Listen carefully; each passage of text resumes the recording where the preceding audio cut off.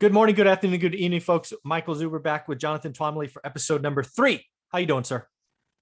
I'm doing great. How are you, Michael? I'm doing well. This is a topic that I think people need to pay attention to because I see this a lot. I've been in the real estate industry for 20 years. I've been talking our success story for the last 15. And one of the reasons I still do it, Jonathan, is I want to see what the people in the crowd are doing. And more often than not, the crowd goes one direction, right? And when the herd goes one way, I will go the other way. So one of the things I know you put out here recently is, guys, if you want to get outsized returns, stop copying everybody else. Think outside the box. So why don't we talk about that some? Yeah, not even outsized returns. In this market, even just decent returns, right? Because there's everybody has, markets in general. I'm a student of markets. I love markets. I love market psychology. Like I talk about that in my program a lot. I've done some free stuff on market psychology. And, one of the biggest things about markets is the bandwagon effect, where, everybody, person A does something and makes money, person B sees it, goes and does the same thing. And before you know it, every person down to person Z is now doing the same thing. And the effect of it is that you can take a very low risk asset, right? A very low risk investment, which is what attracted the first person to it, and make it a risky investment by everybody piling in and bidding up the price past that risk, where now the risk reward is out of whack. Yeah. And this happens in real estate all the time. And it happens. So for example, you look at certain states that have very good demographics, right? And that normally makes for a very good investment environment, right? It's, problem is when everybody notices it and everybody piles in, then eventually the prices get bid up to the point where it's no longer a good investment, right? Yeah. So, and that's what you see happening now, right? And so we had some discussion in my Facebook group yesterday about this, where people are complaining because they can't find assets to buy that make sense. And it's because everybody's jumping into the same thing. And then of course, there's always the people who jump in and say, yeah, but they're getting 15% rent growth. So it's not possible to overpay, which is completely ridiculous, right? But people really believe this. They say, well, rent growth is so strong that it's worth overpaying because you're going to make it up. That depends on the rent growth continuing, right? It depends on a lot of other things. It depends on still even getting that, even if that's correct, you still have to get the number right that you pay for it. You can still overpay if you overestimate the rent growth, right? So there's a lot that goes into this. So if you just follow what everybody else is doing, you will get the same result as everybody else, right? Which is right now very low cap rates and low returns. Maybe you'll get lucky if you have a lot of rent growth on the back end, but who knows going in. Yeah. However, there are lots of opportunities to go and invest somewhere else where there are good demographics, good opportunity, but those markets are not getting the same kind of attention because usually it's really one factor, maybe a couple factors. The biggest factor is they're small, right? When the standard sort of guru real estate investment advice, which I've given myself, it's not bad advice. It's not good advice now because everybody's following the same advice. And that advice is, only invest in markets that have at least 250,000 in population or 100,000 in population or what have you. And the idea being, well, when you want to exit, you want to have if things go wrong, you want to be able to get out, and you can't get out if there's not enough buyers. Now, that logic, I think, doesn't apply so much anymore because real estate has become truly national and people are investing away from home. They're investing in all kinds of markets, lots of outside investors. That liquidity argument doesn't really hold up as much as it used to. Right. But there's still people thinking like, well, I can't go to these markets because they're too small or whatever. But the great thing about these smaller markets is that all those institutional buyers, they cannot go into these markets because they're literally, like their mandate forbids it. They have very strict boxes that they have to check. Yeah. And most of your bigger investors are going to follow those same check boxes, right? And so that leaves opportunity for smaller investors like us to go into these markets. So I put together, now you're like me, you love data. There is the census data just came out. And I mean, this is like the happiest time for me every day. I just geek out. I look forward to this. Like, it is just so much fun digging through the data. And one of the new things about the census is that the Census Department has started defining, we all know about metropolitan areas, Yep. but the Census Department realized that there are also areas that don't fall, they're not within another metropolitan area, and they're too small to fit the definition of metropolitan area. So they came up with a new term called micropolitan areas. And these are basically like small cities that are kind of like their own independent economic unit. So just think of it as like a mini MSA, right? They're called micropolitan areas. And there are micropolitan areas in every state, and there are growing ones all over the place. And these micropolitan areas, by definition, are too small for institutional investors to invest in for the most part, right? Interesting. So I came up with a list of the 17 fastest growing micropolitan areas in the United States. And I defined them at, how did I come up with the number 17?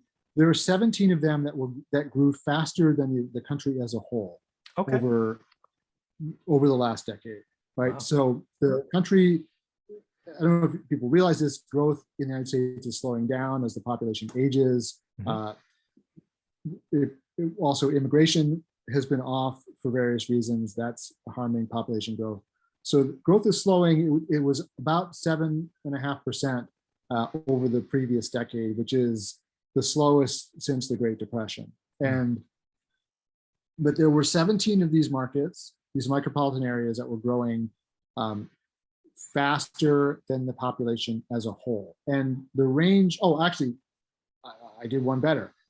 17 markets whose population growth was at least double the population growth of the United States. Wow. So these are very fast growing markets. So they were growing at least 15% a year, right? And so I want to, I don't know, you want to go through the list, or why don't you read off the list? Why don't you read off the list, or cherry pick whatever you want?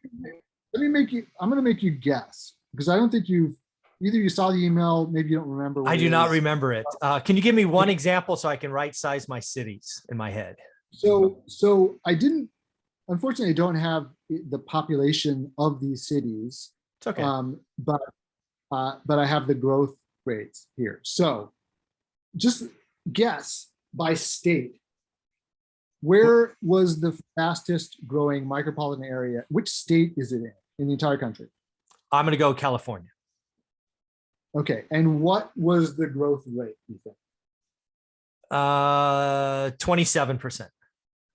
Okay, you were dead wrong on both. Yes, awesome. So actually, none of the fastest growing micropolitan areas are in California. And probably the reason for that is because California is so densely populated. I don't really think you have a whole lot of micropolitan areas. Like I assumed there was a really small one growing somewhere just outside of LA. That was my crazy assumption. So actually the two fastest growing micropolitan areas are both in North Dakota. And really? One is called Williston and the other is called Dickinson. And Williston, North Dakota grew at a whopping 83%. That's interesting. So I just wanted to play with that a little bit. So I know nothing about North Dakota, let alone Williston. I'm going to wildly guess that they are a natural gas or oil town. That's my guess. No idea. Yeah, I don't know, to be honest, what that was for, but that's where the growth was. So North Dakota had whopping. I would have guessed 50 times on states, and North Dakota might have been the last. So North Dakota, I mean, obviously, if you're growing off a small base, that allows you to grow much faster on a percentage basis. But of course, I'm going to go down the list here, and then I'm going to ask you to guess something else. Okay. Which I think are the two, knowing nothing other than a couple of data points, which I think are the two most attractive. But okay, so here's the list. So Williston, North Dakota, 83%. Wow. Dickinson, North Dakota, 43%. Then you get Bozeman, Montana, 33%. Interesting. Rexburg, Idaho, 31%. Heber, Utah, 29. Okay. Andrews, Texas. So we get our first Texas entry all the way down to number 26. Jefferson, Georgia. That sounds interesting. Yeah. 26%. Here's a surprise. Vineyard Haven, Massachusetts. So this is on Martha's Vineyard. Interesting. 25% growth. Huh. Cedar City, Utah, 24%. Granbury, Texas, 20%. Prineville, Oregon, 18%. Oxford, Mississippi, 18%. Pahrump, Nevada, 17%. Carlsbad, Artesia, New Mexico, 16%. Statesboro, Georgia, 16%. Standpoint, Idaho, 15%. And rounding it out, Hobbs, New Mexico at 15%. Interesting. I know none of those cities. Yeah.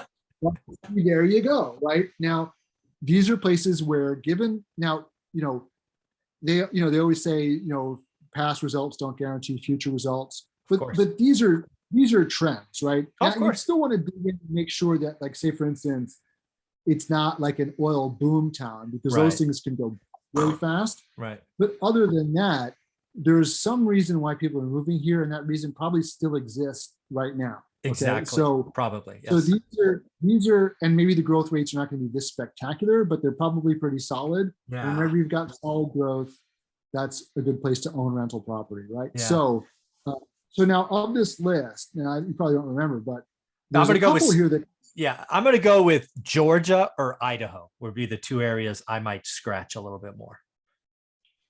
So what I was going to say, though, I've got two on this list that I think are interesting. I mean, they're frankly too far away for me to invest in personally, but they're interesting, and I'll tell you why. Perfect. One is Bozeman, Montana, and the other is Oxford, Mississippi. So what do you think the reason? I mean, I think Oxford is, because Mississippi is a state where the population is declining, right? Yeah. That's and is not, and it has low. It's one of the lowest states for average income. Yep. Yeah. Yeah. I don't know. Why Bozeman and Oxford? I don't know. I don't know Oxford, Mississippi. Don't know. Bozeman, Montana is interesting. I've actually been there or at least one time. It is I believe it's the capital of Montana, I think. And also, I think it is too, but also what I was thinking of is University of Montana. Yeah, I'm thinking it's not a boom town, right? It's like, I think at least for Bozeman, it's like, okay, now's the time, right? We have an aging population. We saw what happened to Boise, Idaho, with people leaving California in the West Coast. I've actually seen just in the last month articles about Bozeman, so I get that one. I would want to dig deeper into Bozeman and Oxford, Mississippi, because University of Montana and Ole Miss, right? Ole Miss, the college towns. They're both big college towns, right? Okay. With I got you. University, right? So, and those markets are very resilient. Yeah. Those are anchored. They're not affected by the economy. Those colleges don't go out of business. Yeah. And business is bad. And that's interesting. They attract like wealthy retirees who want to have like a vibrant, a vibrant town that has good restaurants and good entertainment and things like that. So I like it. So that's probably why they're growing, right? So I look into those. Now, I did have one other thing, and we're almost out of time, but I wanted to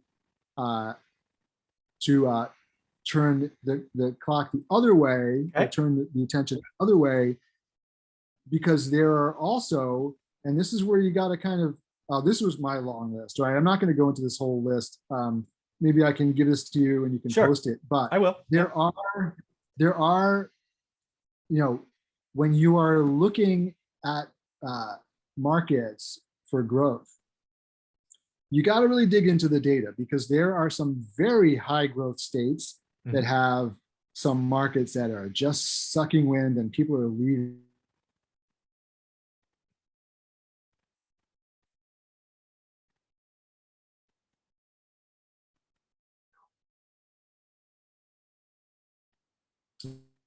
States where There you are. Okay. Yep. So I have a long list.